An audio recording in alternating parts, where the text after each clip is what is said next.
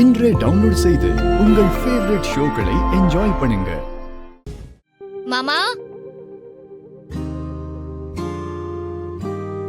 ஏய்,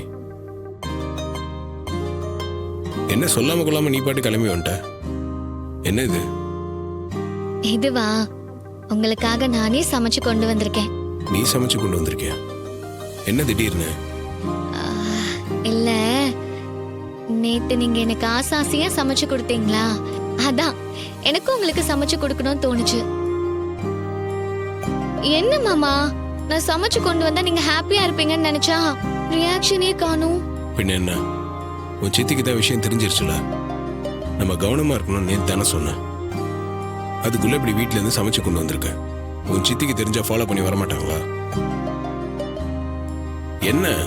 உங்களுக்காக நான் எவ்வளவு ஆசாசியா சமைச்சு எடுத்துட்டு வந்திருக்கேன். ஆனா நீங்க என்னோட எம்டி சார் மாதிரியே நடந்துக்கிறீங்க. நான் உன் நல்லதுக்காக தான் சொல்றேன். இவ்வளவு நாள் நான் உன்னை பிரிஞ்சு எப்படியோ இருந்துட்டேன். உன்னால அப்படி இருக்க முடியாது ரேவதி. நான் ஒன்னு சொல்லுவேன், நீங்க என்ன திட்ட மாட்டீங்களே? இரு, உன் சித்திக்கிட்ட என்ன பார்க்க வரேன்னு சொல்லிட்டு தான் வந்தியா? எப்படி மாமா இவ்வளவு கரெக்டா சொல்றீங்க? இப்ப புரியுதா உனக்கு நான் ஏன் இவ்வளவு பயப்படுறேன்னு? ஆனா நான் வீட்டுக்கு வரேன்னு சொல்லல. அதுவும் இல்லாம சித்தி போய் அம்மா கிட்ட சொன்னாலும் அம்மா நம்ப மாட்டாங்க. ஏன்னா நான் என் ஃப்ரெண்டு பார்க்க போறேன்னு அக்கா அம்மா கிட்ட சொல்லிட்டாங்க. அதனால நீங்க எதையும் நினைச்சு பயப்படாதீங்க. தைரியமா வாங்க, சாப்பிடலாம். வாங்க, உட்காருங்க.